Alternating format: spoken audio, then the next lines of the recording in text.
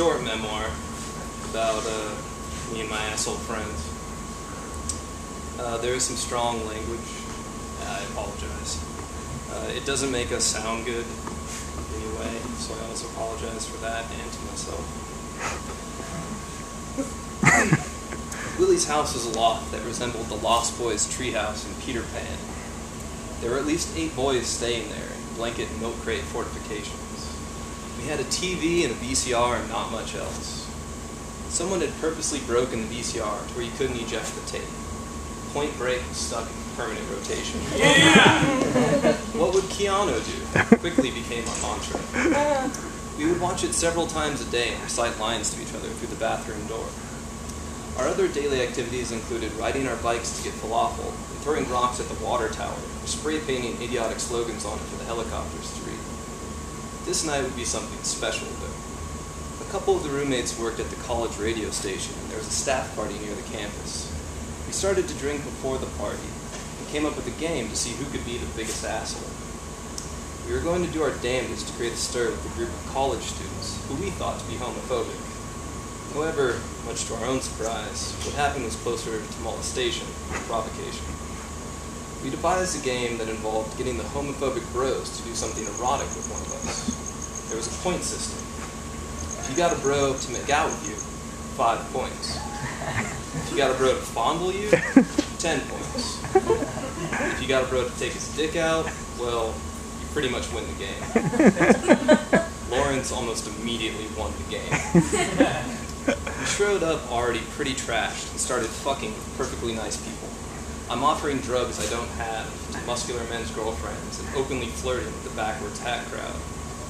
Some gentlemen are playing beer pong on a board sitting atop of large wooden barrels. The backyard is at a slight slope, and on the other end of the beer pong game are more wooden barrels. We decide to roll the wooden barrels into the beer pong game. We succeed. Beer goes splashing over the crowd, and everyone is looking at us slightly dumbfounded. We're looking slightly dumbfounded, not really knowing what we're expecting to happen next. Large, square-jawed men sauntering over us, looking intimidating. What the fuck, guys? Whoa, sorry, man, it was a joke. You know, haha. I mean, it was an accident.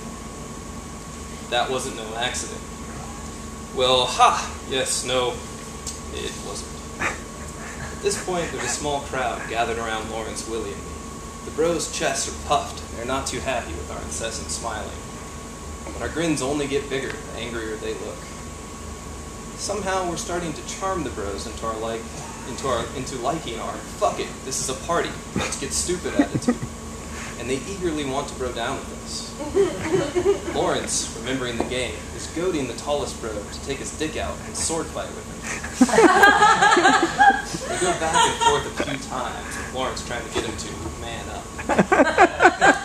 The party literally went silent as we watched the bro take his dick out of his cargo shorts, and Lawrence following suit with an expectant face. There's dick-on-dick action. I don't like when people say this, but with all honesty, it blew my fucking mind. Everyone was flabbergasted. Lawrence and the bro are laughing and their dicks get sheathed. The next few minutes involved us hitting on the bro and complimenting his sweet penis. Something changes in the face of the bro when he realizes he didn't take his dick out to bro down. He took his dick out for some fags. These fags are totally being gay about it.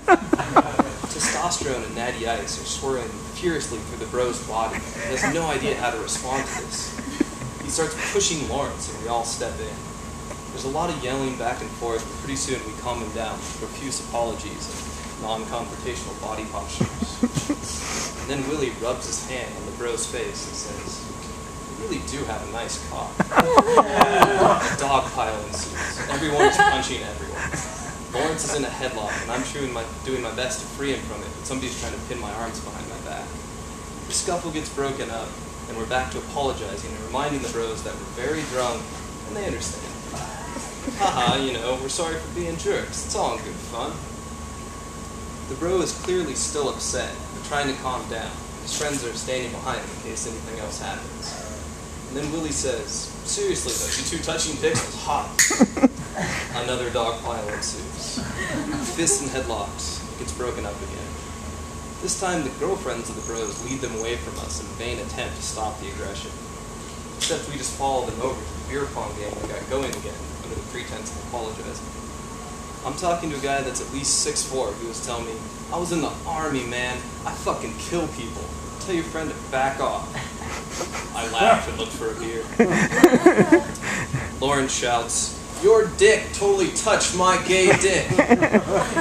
This time there are several dog piles and each one is getting pretty violent. Our friend's girlfriend Sam, who's about 5 feet tall, is on the back of one of the guys that's punching Lawrence with her fingers clawing at his face, trying to gouge his eyes out. I'm kicking a guy in the ribs who's hitting Willie when I see our other friend holding a brick. I notice red and blue lights flashing on the wall and yell at him to put the goddamn brick down. A few more punches land before the cops are there in the backyard trying to round up my friends to get the fuck out of there. Our friend Allison tries to ride home on her bike and gets arrested for a DUI. Wakes up the next day in jail without her shoes or the memory of the night. She calls her friend in the morning to pick her up and go straight to work shoeless, innocent of the night's stupidity. We stagger home in a mood of both triumph and shame, slashing a few tires along the way just to secure our place in hell, never knowing what became of the bros. The next day we wake up bruised and still drunk, the regret fermenting in our yeasty mouths and in between our unbrushed teeth. We lick our wounds over breakfast. Tapatio-covered omelet of expired pan-fried Cliff Bar as we had dumpstered the week before. But like true assholes, our self-reflection only lasts as long as the bike ride to the liquor store for Mad Dog 2020 and cigarettes. That's the way of the party animal, to rage and ruin, to move forward into the unknown with your dick in your hand, paddling against the high-gravity stream, mapping the four corners of desperation. We are explorers of the endless night. We are Magellan. We are Columbus. But even Columbus was shipped home in handcuffs for acting like an asshole. As my friend Sammy once said, whether it was good or bad, it was still fun.